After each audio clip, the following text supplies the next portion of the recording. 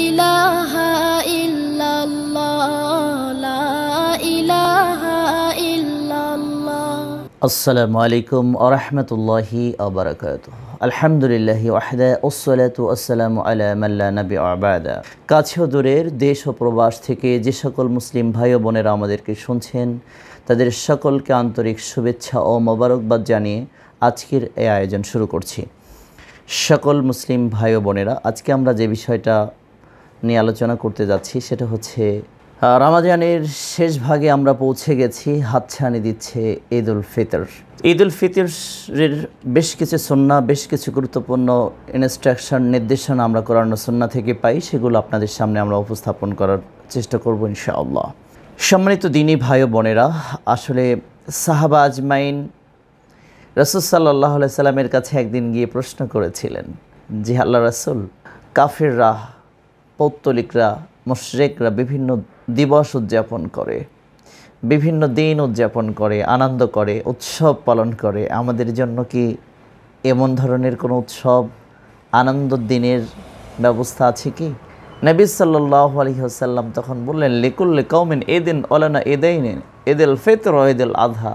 দেখো, অন্য সকল কওমের মতো আমাদেরও আল্লাহ তাআলা দুইটা উৎসবের দিনের ব্যবস্থা করেছেন। তার মধ্যে একটা হচ্ছে ঈদুল ফিতর আর অপরটি হচ্ছে ঈদুল আযহা। ঈদুল ফিতর আর সেই দুইটা উৎসবের দিন আমাদের, তাহলে আমাদের বছরে আল্লাহ সুবহানাহু ওয়া তাআলা উদযাপনের জন্য দুইটা উৎসবের দিন দিয়েছেন। আর কোনো উৎসব, আর কোনো ডে, আর কোনো দিবস ইসলামের আওতার মধ্যে, কোরআন ও সুন্নাহর মধ্যে পাওয়া যায় না। দুইটা দিবসই আমরা পাই, একটা হচ্ছে ঈদুল ফিতর, আবু দাউদের হাদিস থেকে, ঈদ অধ্যায়ের মধ্যে ঈদুল ফিতর, আর একটা হচ্ছে ঈদুল আযহা। একটা হচ্ছে ঈদুল ফিতর, যেটাকে আমরা রোজার ঈদও বলে থাকি, আর একটা হচ্ছে ঈদুল আযহা, যেটাকে আমরা কোরবানির ঈদও বলে থাকি। যাই হোক, এই দুইটা দিবস আমাদের জন্য রয়েছে। এখন বুঝতে পারলাম এই হাদিস থেকে যে দিবস রয়েছে, কিন্তু দিবসের উদযাপনের পথ পদ্ধতি কি আছে? তাও আছে। যেমন দেখুন, এই দিবসে যেমন আমাদের দেশে বা বিভিন্ন জায়গায় বিভিন্ন দিবস পালন করে। যেমন পহেলা বৈশাখের দিনে আমাদের দেশের মানুষ বলে থাকে শুভ নববর্ষ।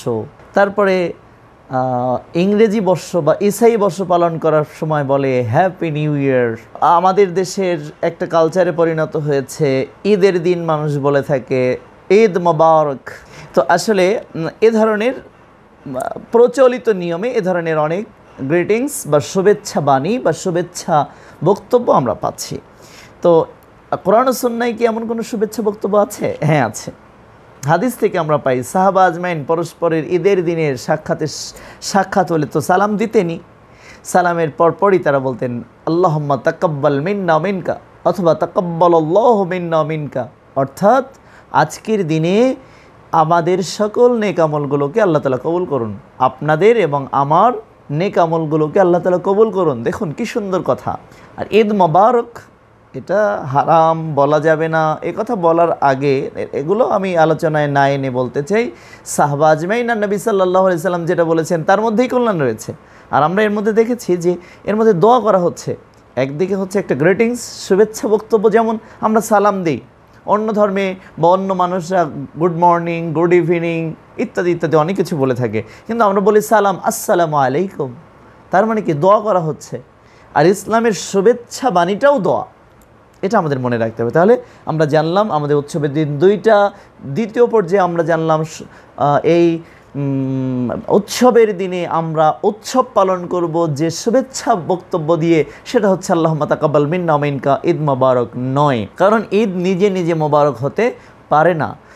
ঈদকে আমরা কিভাবে মোবারক বলতে পারি? ঈদ তো নিজে নিজে মোবারক হতে পারে না, বরং আমাদের রব্বুল আলামিন এই ঈদের দিনকে যদি কবুল করে নেন আমাদের আমলকে, তাহলে আল্লাহ তাআলার রহমতে আমরা নাজাত পেয়ে যেতে পারি। উৎসবের দিনেও আমরা নাজাত খুঁজব। 3, অন্য ধর্মে উৎসব পালন করা হয় গান, নাচ, বিভিন্ন কৌতুক, তারপরে হচ্ছে বাজনা, এগুলো দিয়ে। আমাদের ধর্মে উৎসব পালন করার সর্বশ্রেষ্ঠ পথ হচ্ছে রব্বুল আলমিনের কাছে সাজদার মাধ্যমে আমরা নিজেদেরকে লুটিয়ে দিব সেদিন।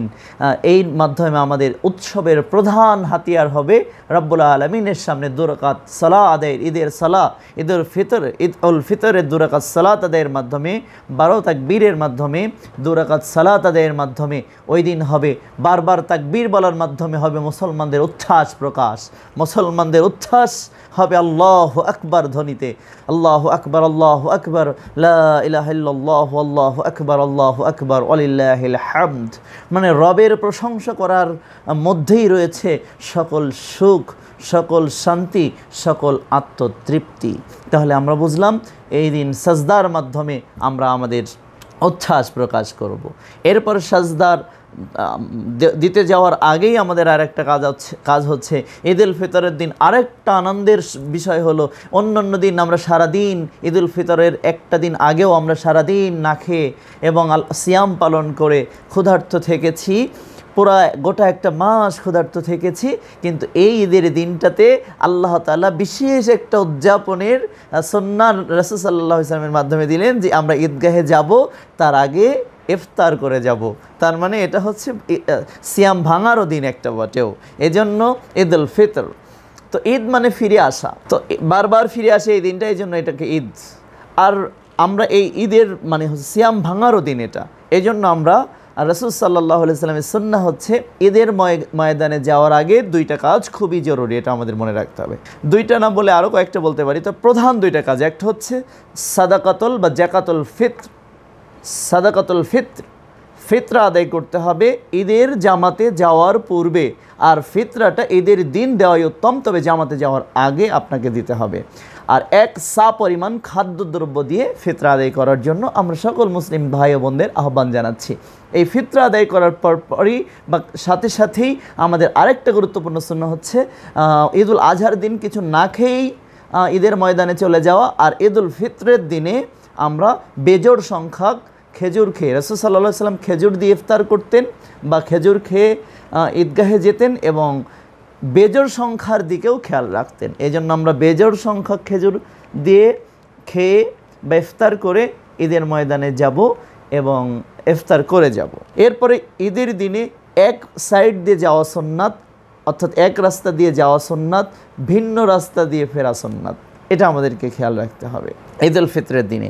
ঈদুল ফিতরের দিনে আমাদেরকে আরও যে বিষয়গুলো করণীয় সেটা হচ্ছে আমাদের দুস্থ, তারপরে হচ্ছে ইয়াতিম, দরিদ্র ভাইদের কথা খেয়াল রাখা, কারণ এই আনন্দের দিনটা যেন সার্বজনীন আনন্দ হয়।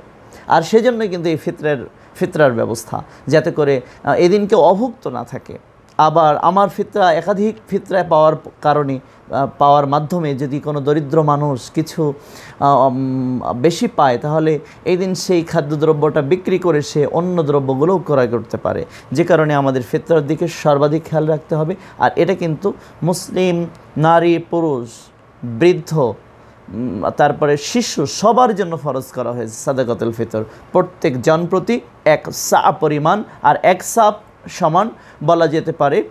আমাদের কাছে যে সাটা রয়েছে মদিনা থেকে আমরা আনিয়েছি, সেটা প্রায় 3 কেজি প্লাস। তো 3 কেজি করে দিলে আশা করি সেই ফিতরাটা আদায় হয়ে যাবে। বেশি দিলে তো কোনো কথাই নেই। তো 3 কেজি অন্তত দিলে আশা করা যায় 1 সা পরিমাণ হবে ইনশাআল্লাহ। তাছাড়া আপনারা সাটার হিসাব আপনারা নিজেরাও করে নিতে পারেন।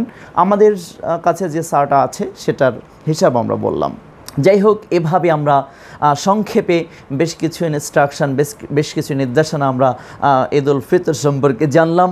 ঈদের দিন সবার জন্য হয়ে উঠুক, আমরা অন্তরস্থল থেকে দোয়া করছি। যারা দেশ ও প্রবাস থেকে গ্রামের বাড়িতে যাবেন, তাদের বিশেষ করে সরকারের কাছে আমাদের আহ্বান থাকবে যে রাস্তাগুলো যাতে নিরাপদ রাখার ব্যবস্থা করা হয়।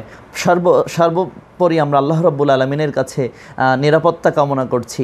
সাথে সাথে নিরাপত্তার যে আল্লাহ তাআলার প্রতিনিধি হিসেবে আমাদের যে নিরাপত্তার দায়িত্ব রয়েছে, মানুষের নিরাপত্তা দেওয়া, পুলিশ বাহিনী, অন্যান্য বাহিনী, যাতে নির্বিঘ্নে মানুষ ঈদ যাত্রায় তাদের ঘরে ফিরতে পারে, তাদের শিকড়ের টানে, নাড়ির টানে যখন তারা ঘরে ফিরবে, একদিকে যানবাহনের অতিরিক্ত বোঝাই হওয়ার কারণে যাতে অ্যাক্সিডেন্ট না হয়, সেজন্য সচেতনতা জরুরি। আমরা যাত্রী সবাইকে সচেতন করছি। সরকারের কাছে আমরা আহ্বান জানাচ্ছি যে সার্বজনীন এই আনন্দের দিনে যাতে সবাই আনন্দ ভাগাভাগি করতে পারে, সেজন্য রাস্তাগুলো যেন নিরাপদ রাখা হয় এবং আমরা যাতে নিরাপদে পৌঁছাতে পারি আল্লাহর কাছে দোয়া করছি। বিদেশ থেকে যারা আসবেন সকলকে আল্লাহ তাআলা নিরাপদে পৌঁছে দিন। বিভিন্ন শহর থেকে যারা গ্রামের উদ্দেশ্যে নারীর টানে যারা ছুটে যাবেন, তাদের এই দিনটা যাতে নিরাপদে পৌঁছাতে পারেন তাদের জন্য আন্তরিক দোয়া করছি এবং ঈদের দিনটা যেন সকল মুসলিমদের বিশেষ আনন্দের দিন হয়, সুখে এবং সুন্দরভাবে কাটে। ঈদের দিন সকল প্রকার অশ্লীলতা, সিনেমা, বেহায়াপনা এগুলো থেকে, গান বাজনা, মানে অযাচিত গান বাজনা এগুলো থেকে বিরত থাকার জন্য আমরা আহ্বান করছি। ঈদের দিনটা যেন হয় উদযাপনের মাধ্যমে আল্লাহর সন্তুষ্টি, এমনভাবে উদযাপন যেন আমরা না করি যেখানে আল্লাহ তাআলা আমাদের উপর অসন্তুষ্ট হবেন। জেনে রাখবেন আমাদের উদযাপনটাও কিন্তু হবে আল্লাহর সন্তুষ্টির জন্য, আমাদের উদযাপনটাও হবে আল্লাহর সন্তুষ্টির জন্য। জেনে রাখবেন আমাদের উদযাপনটাও যেন হয় আল্লাহর সন্তুষ্টির জন্য, আমাদের উদযাপন যেন না হয় আল্লাহ তাআলার রাগ এবং গজবের কারণ। জেনে রাখবেন ঈদুল ফিতর এটা একটা আমাদের উদযাপন যেমন, আর উদযাপনটাও আমাদের ইবাদতও বটে। তাই আমাদের ইবাদতটাকে যেন আমরা কলুষিত করে না ফেলি, এই আহ্বান আমি সকল মুসলিম ভাই বোন সকলকে আহ্বান রেখে আজকের এই সংক্ষিপ্ত আলোচনা শেষ করছি। আল্লাহ আমাদের তৌফিক দান করুন। আসসালামু আলাইকুম ওয়া রাহমাতুল্লাহি ওয়া বারাকাতুহু।